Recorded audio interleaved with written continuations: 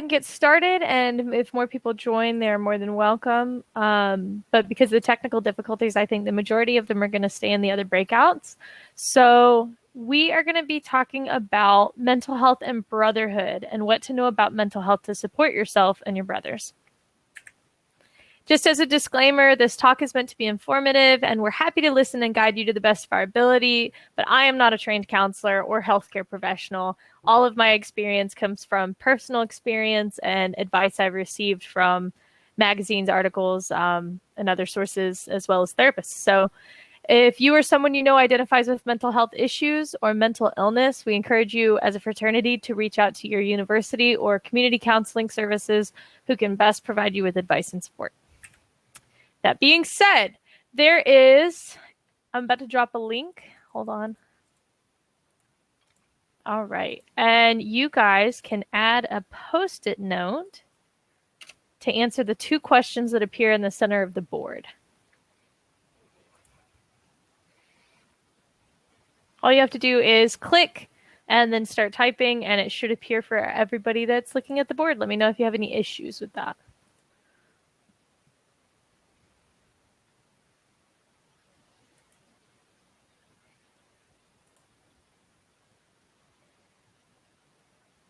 Welcome, Brother Lamb, to the breakout session. I didn't see you pop in, but you can click the link whenever you are ready. I'm already seeing some answers popping up. That's awesome.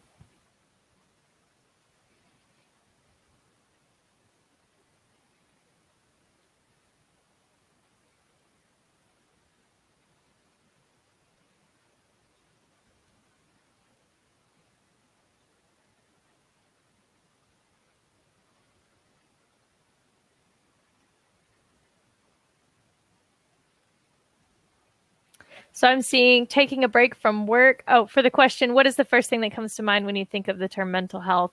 Taking a break from work, feeling safe and in control within your own mind, knowing when to take breaks. If you need help with this, I can delete things if it helps. All right. So those are some great answers for mental health. When we look at what mental health is, it refers to the maintenance of successful mental activity. This includes maintaining productive daily activities and maintaining fulfilling relationships with others. It also includes maintaining the ability to adapt to changes and to cope with stress. Sometimes it's really tough to avoid being stressed, and pressure can build up in many areas of life, so it's important to learn regulation strategies so that you can be proactive in stressful situations. I'm sure you guys have heard the phrase be proactive, not reactive before. And if you haven't, that's okay. But whenever we are taking care of our mental health, we're training our brain to be prepared for stressful situations so that it's better able to cope and handle the stress so that you can continue to function successfully with all of your mental functions. And under what are some ways you practice mental health? I see I don't. I see giving myself breaks.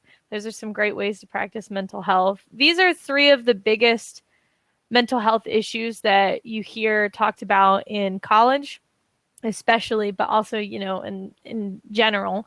Depression, which is a common mental disorder characterized by persistent sadness and loss of interest in activities that you normally would enjoy, accompanied by an inability to carry out daily activities. Anxiety is the degree to which you feel overwhelmed or unable to cope as a result of pressures that are unmanageable. Fear is one of the most powerful emotions, and it can have a very strong effect on our minds and our body. For example, if we're caught in a dangerous situation or if we are being attacked. So keeping in mind that we hear every day, I'm stressed, I'm anxious, I'm depressed. Just knowing what those terms mean in its textbook definition is important for you to be able to have a conversation about mental health, because everybody feels anxiety and everybody feels sadness and lack of interest from time to time. People feel afraid from time to time, but when these become chronic issues, that's when you need to talk to a healthcare professional about your mental health. When your brain is not working properly, one or more of its 6 functions will be disrupted. The 6 functions are thinking, perceiving, emotions, signaling, the physical aspect, controlling your physical body and controlling your behavior.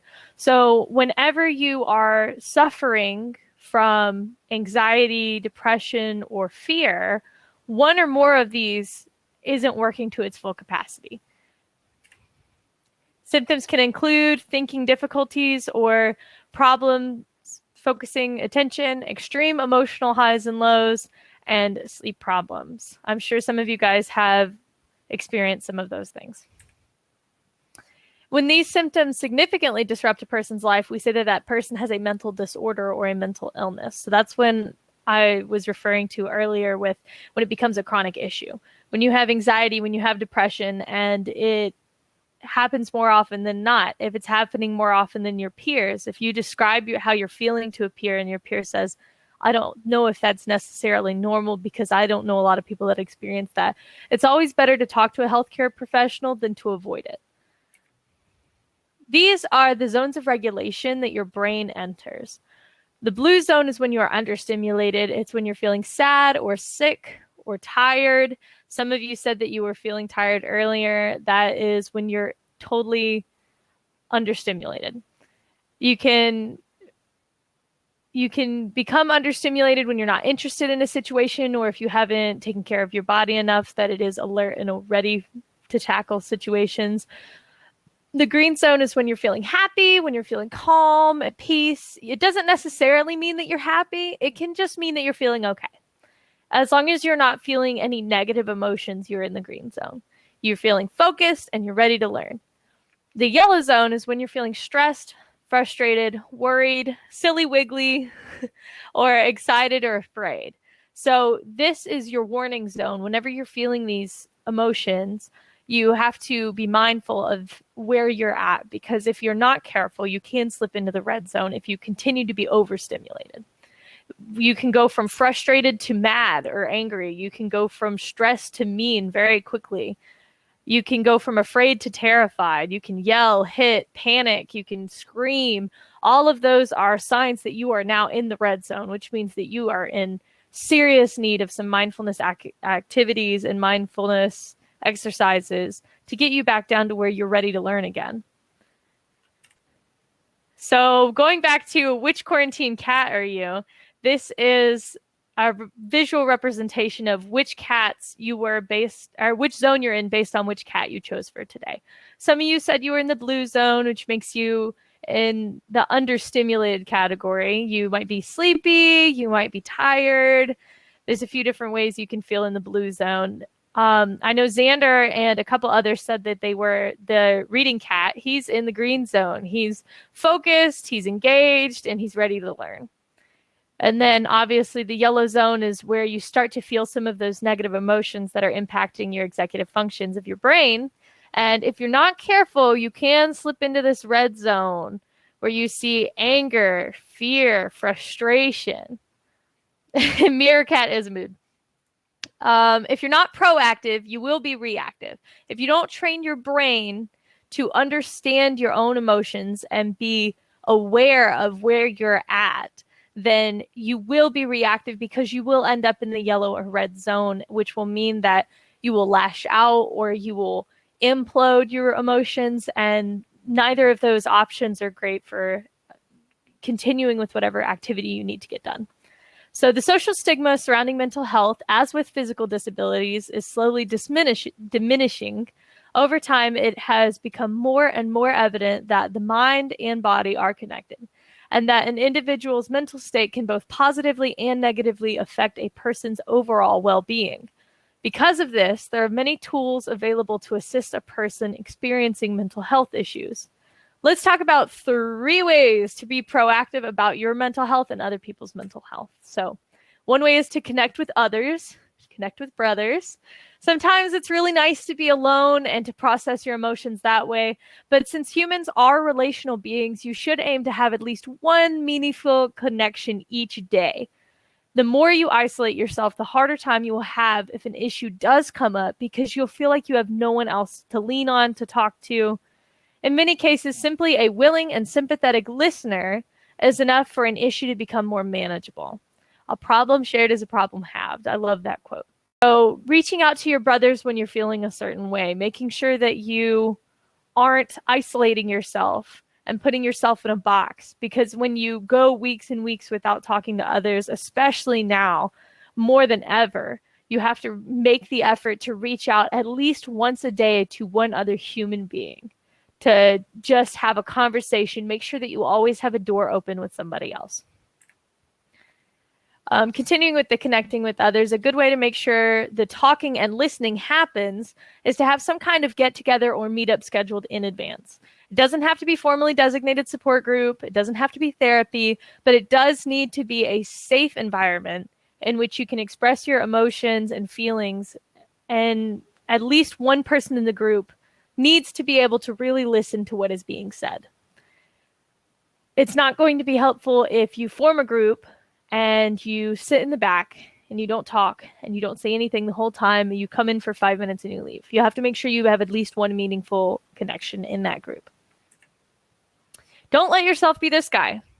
I have permission from my brothers to use this. This is my brothers from Pi Gamma chapter. Instead, you want to be the guy immediately to his right, noticing that your friend is out on an island, willingly removing themselves from everybody else. Step 2, or method 2 of taking care of your mental health, approach it logically. I'm speaking to the engineers, especially in the crowd. If you consider yourself a thinker instead of a feeler, embrace it. You do not have to process your emotions the same way as everybody else. You do have to process them. You can't avoid them. Many people find that journaling or talking about problems brings more logic, objectivity, and distance to the situations. If that sounds daunting, try taking a video or a voice memo of yourself processing your feelings out loud. Also, once they're out in the open, so to speak, problems don't seem so insurmountable. Talk about it, even if it's just to yourself, even if it's just to your phone. Talk about it, record it, listen to it, process it. If you bury it down, it will erupt like a volcano one day. You have to go through it in order to get past it. You can't go around the mountain. You have to go over it. You have to go through it. The third way to take care of your mental health is to take care of your body. Physical activity actually helps improve mental health for most people. There are those who swear by their daily run and their gym time to help put things into perspective. The physical activity acts as a moving meditation, a way of clearing the mind, preventing the thinking brain from hijacking thought processes. Plus, physical activity has the added benefit of helping a person get or stay in shape. Take care of your body. Exercise, not your thing? I know it's not mine. I hate exercising. I will occasionally go for a walk with my dog, but other than that, I cannot stand exercising. What I do instead is devote my time to a mindfulness activity every day. For example, meditation, or one thing called noticing is also a really helpful activity. The body scan is one that I highly recommend you try at least once. It is very long. I would have loved to do it as an activity for this, but it is about a 30-minute exercise. You can find it on YouTube, and it goes through and it helps you really get in touch with your body from head to toe and to relax. A lot of people I know that have tried it have actually fallen asleep, and they use it as a go to sleep and stay asleep method. So that's a really great one. There's mindful seeing, mindful listening, mindful breathing, and the 5 senses exercise. Now, I'm going to do the 5 senses mindfulness exercise with you guys. It's not too long. You are going to either put in the chat or just say it out loud. I want you to start by thinking of 5 things you can see. And I'm going to give you a few seconds to think about that. Try not to go for the obvious things like, oh, computer, camera, light. Go for things that you don't normally notice around you, things that are in your environment that you don't take the time to say, oh, that's there every day. So for me, I'll list my 5 things. I have my picture of my brother that I keep on my desk. I actually have all 3 of my brothers on my desk. I have a bottle cap from a bottle from earlier. For some reason, I have my N64 Puzzle League game. Don't know how it got here, but things tend to happen that way. I have my dog sleeping behind me that I haven't paid attention to since I started this call.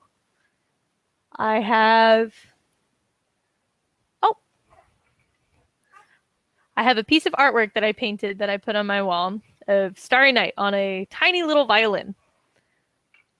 Those are my 5 things. Moving on, now we're going to do 4 things that you can touch. 4 things I can touch. I can touch this drink. It's cold. I can touch. I have a candle over here that's lit. I could put my hand over the flame. I can feel the warmth, not in a painful kind of way, though, lightly over the flame. I can touch my computer, which is also extremely warm because it's very old. I can touch my keys. They go clickety clack. Now we're going to think about 3 things that we can hear. This one is a little bit more challenging. We tend to try to limit the stimulants around us whenever we're focusing on an activity. But for me, I can hear my dog breathing in the background. I can hear my computer, the fans whirring inside probably needs to be cleaned. I can hear the birds outside this window here chirping. Moving on to the next one, you should think of 2 things that you can smell. And you might not be able to smell it outright. You might have to think about it. For instance, I have a candle over here. I've gone a little bit nose blind to it, but if I bring it up close, I can definitely smell it. I can smell the laundry detergent from my jacket. And finally, one thing you can taste. I can taste my Diet Dr. Pepper that I've been drinking. So this is an activity that a lot of people use when they're experiencing anxiety, especially when they're experiencing an anxiety attack. It can be very difficult when you are having an anxiety attack or a depressive episode. It can be very, very challenging to remember to do this in the moment if you haven't practiced it. So practicing a mindfulness activity like this every day can help you when you do need it. It's just like practicing safety drills at work whenever you have to know what the evacuation plan is for a fire. If you don't find out until the day that the building is on fire, you're probably not going to successfully be able to do it. Whereas if you practice this every day, if you do experience an anxiety attack, your brain is already prepared to connect the neurons to put together a mindfulness activity like this for you to run through and work through the emotions and process the feelings that you're going through.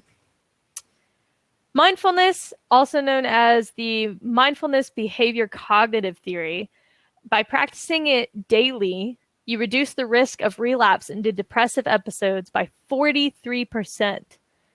Now, it's not a medicine. It isn't antidepressants, but antidepressants decrease the risk of relapse by about 80% versus 0 if you're not on antidepressants, if you're not on anti-anxiety medicine. This can be an extremely powerful way to naturally work with your body.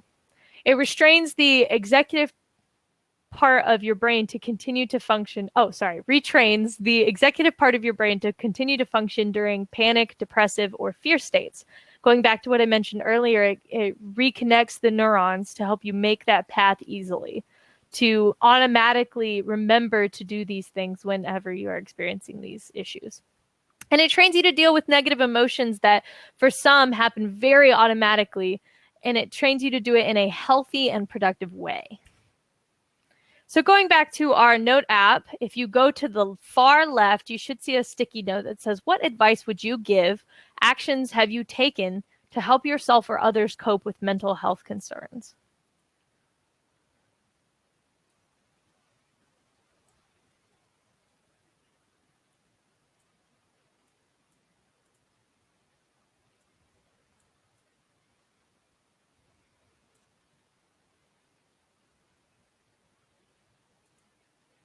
And I'm going to give you guys about 1 minute, maybe 2 minutes to come up with some sticky notes for that. And if it's too hard for you to find the sticky note, feel free to drop them in the chat as well.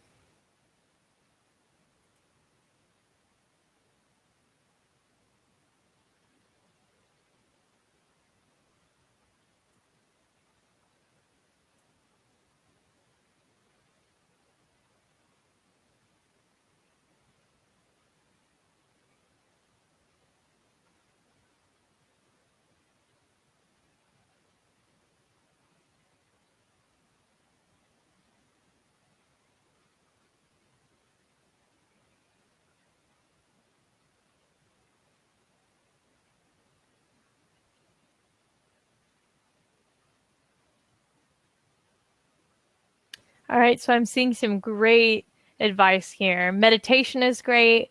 Go to therapy if you need to. Talk to somebody, write it down. Don't keep it inside you. Point your friend or yourself towards a healthcare service that deals with mental health. Don't be afraid to ask for help from people that can actually help. Make sure to talk to friends and loved ones when you need to. Those are all great responses. So, what to avoid? There are a few things you should not do when trying to cope with or overcome mental health challenges. These things include anything that involves avoiding or self-medicating your feelings. And I like this little picture. I wanted to cry, but I didn't. I was brave instead. How about we change that language to I wanted to cry, so I did. I was brave and I was sad. It's okay to feel emotions. There's no problem with feeling emotions. And I know there's a large stigma that men should not cry, men should not express emotions. It's a feminine thing.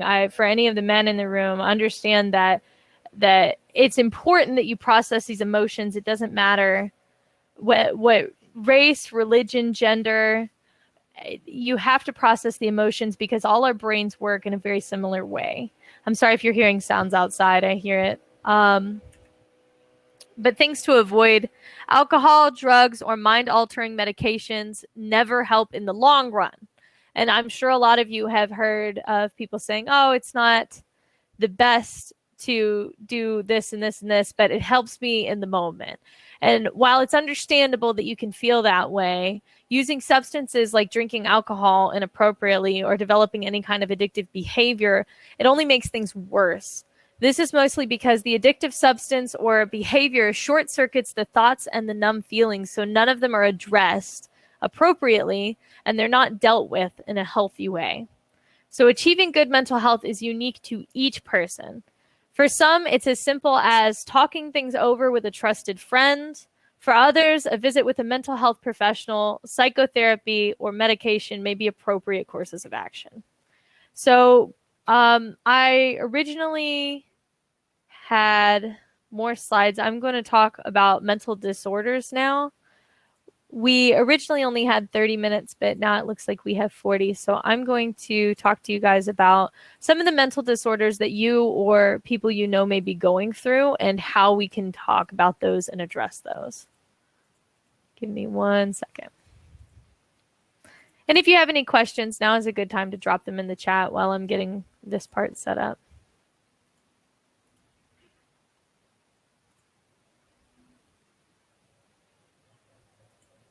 I see Xander also pointed out having a sounding board or a person that is very helpful. Sometimes, especially these days, the problems are real in the world, not just in our heads. So I just want to make sure people read that as well. So let's talk a little bit about mental disorders. The term mental disorder refers to a wide range of conditions that affect mood, thinking, and behavior. Mental illnesses are health conditions involving changes in emotion, thinking, behavior, or a combination of all of those things. Mental illnesses are associated with distress and or problems functioning in social/work environments, family activities. And the term disorder is not a bad word. It's not an admission of weakness, and nor is it a term to be afraid of. What to know? Mental illness is common. In a given year, nearly 1 in 5 U.S. adults experience some form of mental illness. 1 in 24 has a serious mental illness. 1 in 12 has a diagnosable substance use disorder. Mental illness is treatable. The vast majority of people with mental illness continue to function in their daily lives successfully. Mental illness does not discriminate. It can affect anyone regardless of age, gender, geography, income, social status, race, ethnicity, religion, spirituality, sexual orientation, background, or other aspect of cultural identity. While mental illness can occur at any age, 3/4 of all mental illness begins by age 24. Mental illness begins during childhood and persists into adolescence. Some of these include many mental illnesses, not all. Many of them include ADHD, autism spectrum disorders, and generalized anxiety disorder. But some illnesses do begin in adolescence. These illnesses that most often begin during adolescence include major depression, schizophrenia, bipolar disorder, panic disorder, social anxiety disorder, eating disorders, obsessive compulsive disorder, as well as addictions. So what do we need to know about people with mental illnesses? Most people with mental disorders live productive and positive lives while receiving treatments for their mental illness. Some people have severe and persistent mental disorders which respond poorly to the current treatments, as in all other illnesses. It's just like any other illness. Mental illness does not respect any boundaries of race, class, or geography. It can happen to anyone.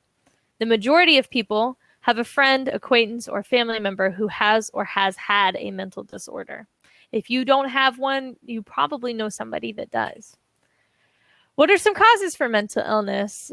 The symptoms of mental illness are a result of abnormal brain functioning. Mental illness is a brain disorder. Mental illness is rarely, if ever, caused by stress alone. It is not the consequence of poor parenting, not of bad behavior. It's not a result of any personal weakness, no deficits to the personality. It's not a manifestation of a malevolent spiritual intent. Only in exceptional cases is it caused by nutritional factors. When you're looking to support someone with a mental disorder, some of the things that you can do to help are to listen, to do your research about what they're going through and what they're experiencing. Be patient with them. Hold your brothers accountable and ask them what they need. What you think they need might not be what they're looking for. We've heard it before where you want to just vent and complain and people keep giving you advice and you don't want advice. You don't want them to tell you what to do. You just want them to listen. I've had that happen many times. So just asking them what they want, although it may seem a little bit dry at first when you're having that conversation of saying, hey, what do you want me to give to you right now? But that's an important precursor to any conversation you have about mental health with somebody that's suffering from a mental disorder, because you need to know what they need from you.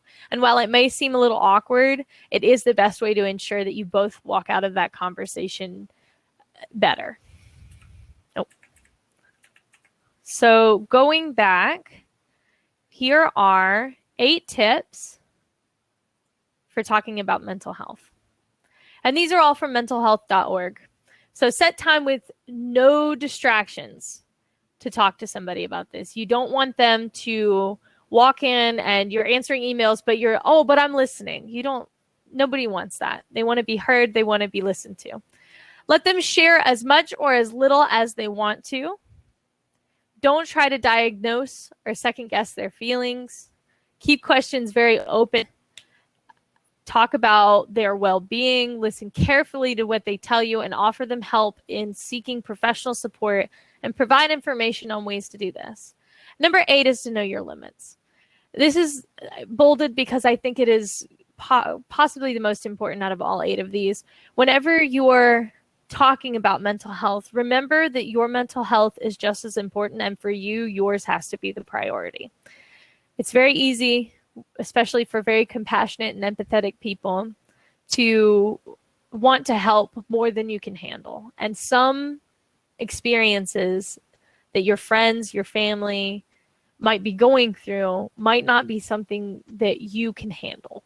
It might not be something you can bear the weight of. And you have to know your limits in what you can and cannot do for another human being. So with all of that being said, here are some resources. I've included the Mental Health First Aid Organization. If you or someone you know is experiencing a mental health or substance use problem, there are several resources available on this website. And if you or someone you know is in a crisis, you may contact the Suicide Prevention Lifeline or dial 911 in case of an emergency. There's lots of resources on there. There's no judgment. There's just a lot of valuable resources to help you deal with whatever you're going through, or to help you help someone else deal with whatever they're going through.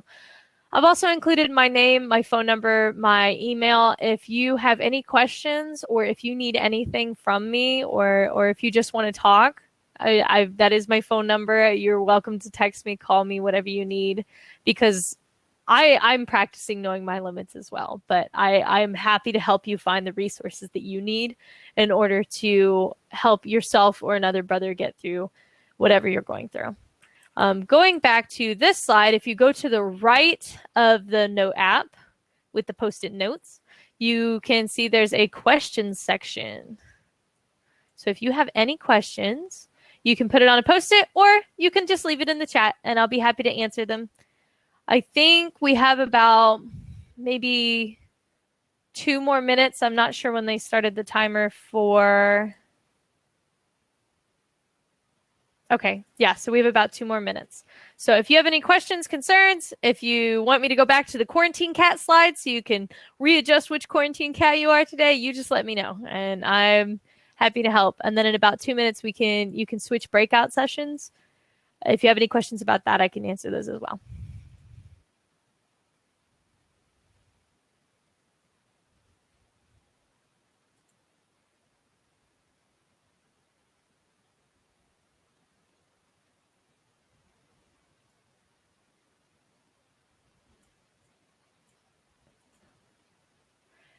Thank you, Lauren. I appreciate the feedback. And if you guys have any other feedback for me, you're welcome to leave it on the post-it board or in the chat. This is my first time giving this seminar. So if you have any advice or anything you think that it's missing, that it needs, please let me know. And you feel free to private message me as well if you feel more comfortable with that. Is there a way to stealthily refer someone to counseling? I think, Xander, that it's important to be open and honest, and that's not a commentary on how that question is worded, but in my experience, whenever you try to be stealthy, it's obvious anyway. So yeah, I understand. People do get emotional, and that's where knowing your limits is so important, because you can have the best of intentions and you can really care and love somebody, but if they're not ready to receive help, just knowing that you're there for them as a listening ear, I would put the focus on making sure that you are that sounding board that you mentioned earlier, and help him the best way that you can. But if someone is not willing to receive help and is not wanting to receive help, you can understand that that's not anything you can do. That is not your responsibility. You've said your piece, you've done your part. And after that, you have to let them make that decision for themselves, because it's the only way that they're going to actually take it seriously and get the help that they need.